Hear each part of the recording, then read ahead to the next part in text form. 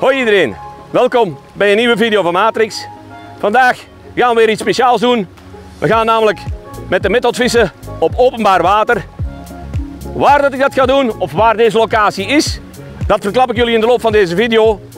Raad jij de naam van deze locatie, dan kun je een mooie prijs vissen. Dus vergeet niet te reageren in de comments.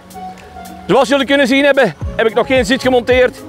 Omdat die methodvisserij toch iets langzamere visserij is, ga ik vandaag eens een keertje relaxed op onze draaistoel vissen. En lekker steuntje in de rug.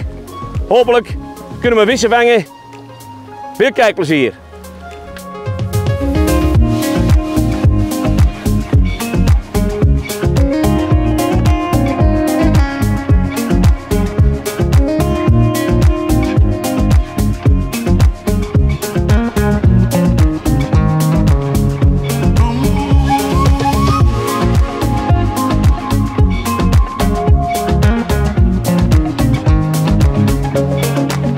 Zoals ik in de intro al vertelde, gaan we vandaag vissen op Brazos met de method. Uiteraard heb je er ook voeder voor nodig en je kan dit op verschillende manieren doen. Enerzijds kan je vissen met voeder alleen, anderzijds kan je vissen met micropellets, in dit geval 2 mm, of een combinatie van de twee. Ik maak ze altijd aan de waterkant allemaal klaar, zodat ik zelf kan uitzoeken wat het beste is om die Brazos te kunnen beschalken. Enerzijds heb ik dus het voer zelf. Gisteravond al nat gemaakt, een vismeelvoertje, S3 en een combinatie met 20% S5 van de wedstrijdvisser in Ieper, Steve Salome. Belangrijk hierbij is dat je dat goed nat maakt, zodat het goed plakt in de method. Er zijn erbij die het aan de waterkant altijd nat maken. Ik heb het gisteravond nat gemaakt, zodat het water er goed kan indringen, want in het vismeel dringt echt wel veel water in. Heel belangrijk dat je dat goed nat maakt, zodat die mooi uit de method komt. Die micropellets die moet ik nog klaarmaken. Heel simpel. 2 mm, 2 minuten onder water op de zeef. Laten uitdrogen en dan zijn ze klaar. Ik ga het nu even voordoen.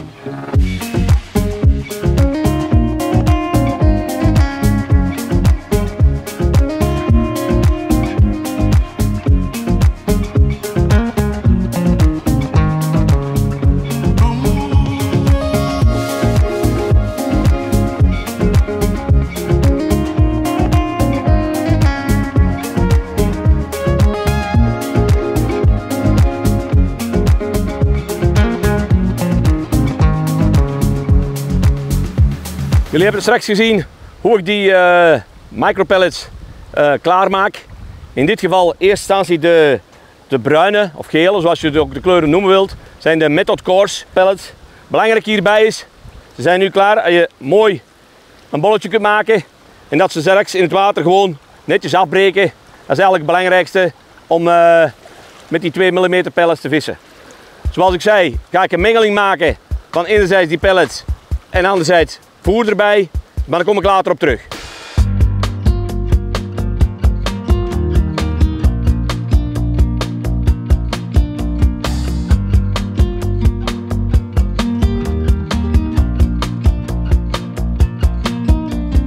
Ook met het vissen met de method kan je je voer op verschillende manieren op je visstek brengen. Voor die brazenvisserij kies ik er meestal voor om puur met onze method feeder te vissen, enerzijds, en anderzijds, als de beter een beetje op gang komen, met de open alloy feeder te vissen, zodat die beter iets vlotter doorkomen. Vis je op dieper water, dan maak ik wel eens gebruik van onze pellet feeder, om enkel dan daar specifiek met pellets te vissen, omdat op dieper water die pellets ook beter in die feeder blijven.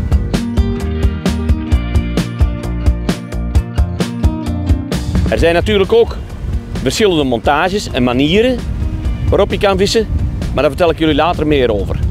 Enerzijds hebben we de vissen met de stands met een rek in, of anderzijds hebben we het vissen met een quickbait. Daarvoor heb je ook verschillende feeders nodig om mee te vissen, maar ook daar vertel ik jullie straks meer over.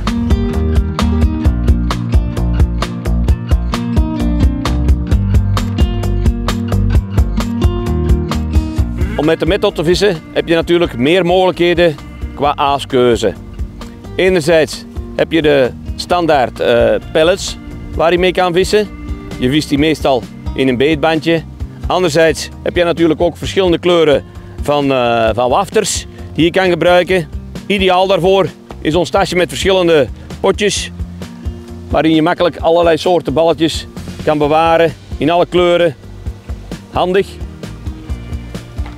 Dan moet je niet alle doosjes meenemen naar de waterkant. De waftertjes die vis ik meestal met een spike. De gewone pellets meestal met een beetbandje. En dan hebben we natuurlijk ook, last but not least, voor de brasems is natuurlijk een maïskorrel. Die vis je natuurlijk aan een quickstop, maar dat ga ik jullie zo dadelijk voordoen.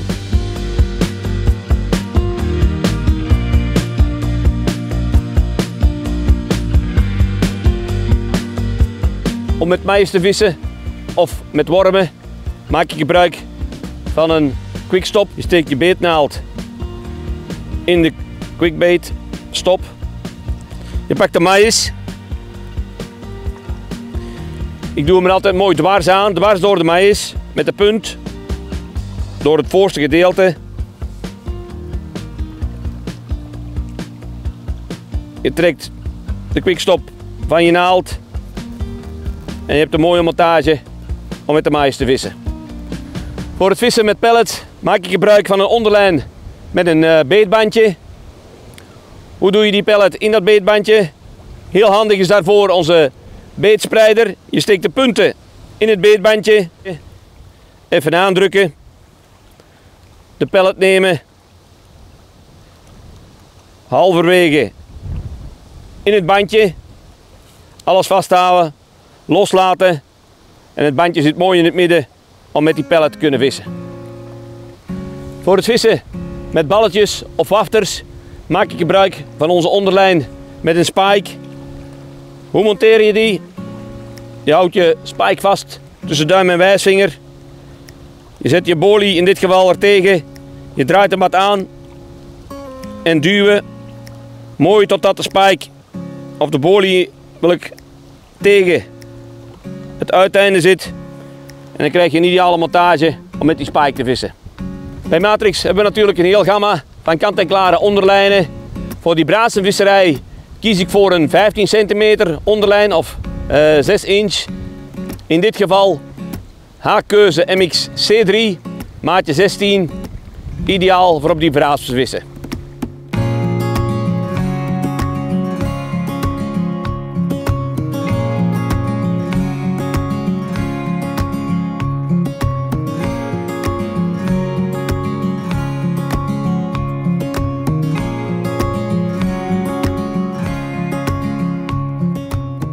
Qua materiaalkeuze gebruiken we natuurlijk dezelfde feeders als waar we op de traditionele manier mee vissen met een korfje.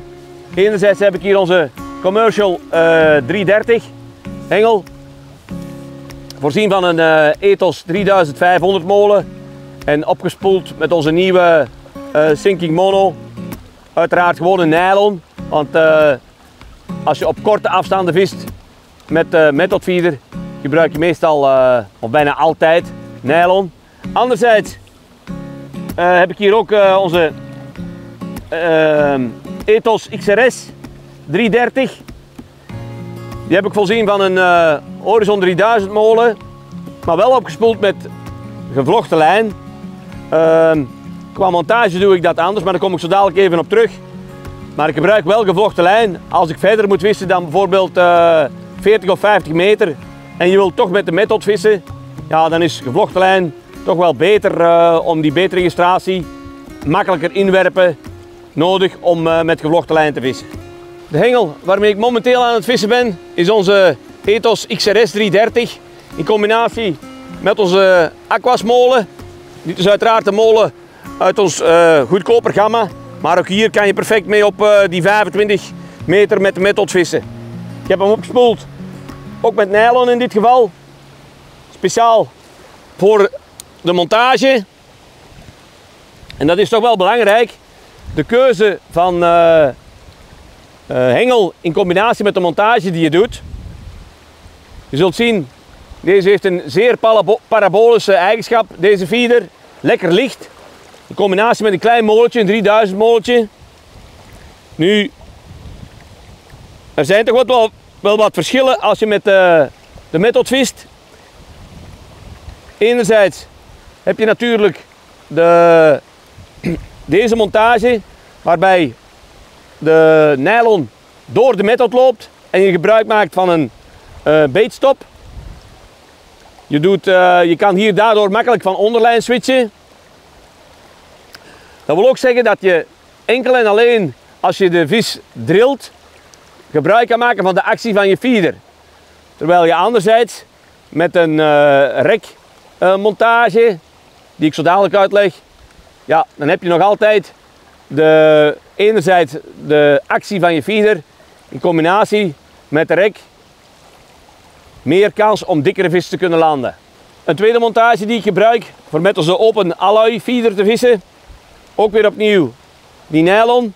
Ik heb hem voorzien van een grote draainagel om makkelijk te kunnen switchen onderling van methods. In dit geval gebruik ik ook de grote stand. We hebben daarin ook twee verschillende mogelijkheden, een grote en een kleine. Meestal wordt de grote gebruikt om verdere afstand te vissen en de kleinere om korter bij te vissen. Deze is uiteraard voorzien van een rek om die extra demping te krijgen. We vissen onderlijnen meestal weerhakeloos. Vandaar dat ik mijn voorkeur uitgaat om naar deze montage te vissen, omdat je bij de rek toch minder kans maakt om die vissen te verspelen. Natuurlijk is het wel zo, je maakt hier een lusverbinding, waardoor het moeilijker is om sneller van onderlijn te wisselen. Een laatste montage die ik gebruik, en deze is dan speciaal om met de method of met de pellet feeder verder te vissen dan bijvoorbeeld 30, 35 meter. Ik maak hier dan gebruik van onze 10/100ste gevlochten lijn. Hoe is deze montage opgebouwd? Ik heb hier een stukje van 1 meter gevlochten lijn aangezet. Omwille van toch enerzijds hier die rek te creëren en anderzijds, zoals jullie kunnen zien, die XRS die heeft een zeer soepele top. Want je bent natuurlijk afhankelijk om die vis te drillen van enerzijds de actie van je feeder en anderzijds dat stukje nylon draad dat je monteert. Ook hier weer een grote draainagel aan en ook hier maak ik gebruik van de rek om toch alsnog die extra demping te kunnen gebruiken om die grotere vissen te kunnen drillen.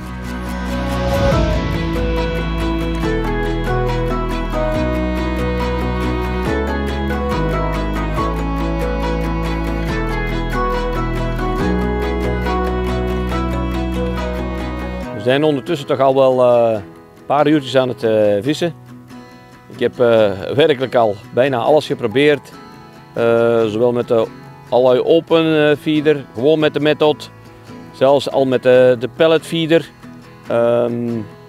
Maar ja, de omstandigheden die waren er ook niet naar. Ik had veel wind en dat bracht met zich mee dat er toch wel wat onderstroming was. En als je dan met een heir vist, dan heb je die haak uiteraard bloot.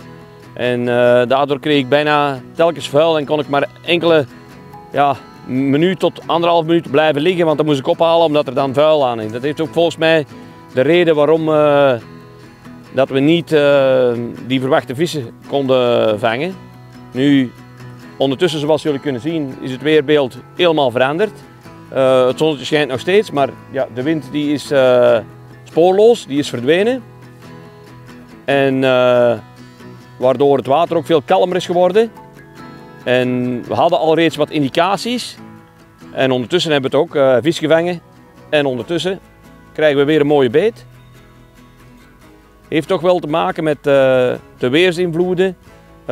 Dat we in het begin van de sessie die vissen niet hebben kunnen vangen. Maar ondertussen toch wel meermaals indicatie gekregen van lijners. Vis op de stek, dus nu nog enkel een beetje uitproberen van wat moeten ze juist hebben. En dan zijn we waarschijnlijk wel vertrokken om nog meer vissen te vangen.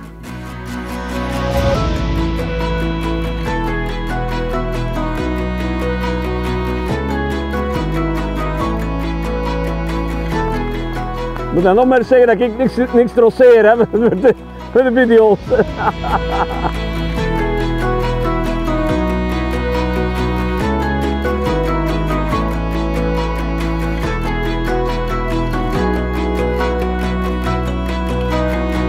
Naar mijn beleving met het vissen met de method is het allerbelangrijkste hoe je die method vult en hoe je daarin je aas presenteert. Ik vis hier vandaag op een openbaar water op die brasems. Ik ben van mening dat je het aas niet zichtbaar moet maken als je je method inwerpt. Hoe je die method dan vult, dat laat ik je nu zien. Uiteraard hebben we onze mal waar we onze method mee vullen. Eerst een beetje voeder erin voor de bovenkant. Een beetje aanduwen. Dan leggen we ons aas mooi in het midden.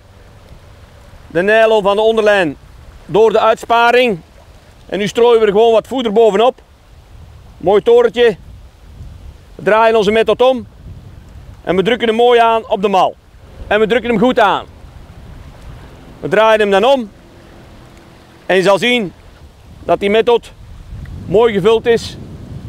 Voor ik inwerp, druk hem meestal nog eens een klein beetje aan, zodat het goed zit. En vissen maar. Een tweede feeder waar ik vandaag mee aan de slag ben, is onze Open Alloy Method feeder. Hierbij maken we geen gebruik van een mal om hem te vullen. Je neemt wat voeder, je strooit het erop en je drukt het goed met je duim aan, zodat de bovenkant mooi gevuld is. Je neemt nu je aas en dat leg je er in het midden bovenop. Je drukt het een klein beetje aan en je neemt opnieuw wat voeder. Strooi je er weer opnieuw bovenop. Je pakt opnieuw je duim en je drukt dat aan. En zo is je klaar voor gebruik. Ga je nu toch die verdere afstanden vissen of vis je toch op dieper water met die method feeder, dan is onze pellet feeder ideaal voor deze. In dit geval ook met een lange stemp om verder te kunnen gooien. En uiteraard opnieuw weer met die rekker in. Hoe vul je deze? Doe ik je nu even voor. In dit geval pellets. Je schubt eigenlijk door die pellets. Je pakt je duim. Je drukt deze goed aan. Je neemt je aas. Dat leg je er mooi bovenop. Klein torentje er nog op. Terug opnieuw met je duim. Klein duwtje. Ik kan hem zo gebruiken voor de vissen.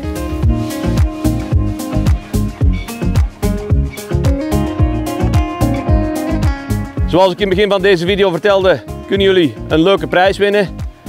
Wat moeten jullie hiervoor doen?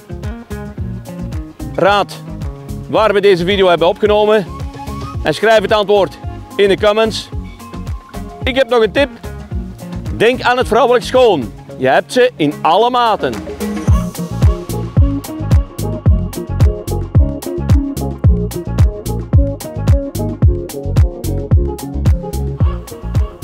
Ondertussen hebben we toch nog een paar vissen kunnen verschalken. Zoals jullie kunnen zien zijn de weersomstandigheden weer anders aan het worden. We horen op de achtergrond wat gedonder. Tijd om toch deze sessie af te sluiten. Met deze kanjer sluiten we de sessie af. Ik hoop dat jullie ervan opsteken van mijn tips. En tot de volgende keer.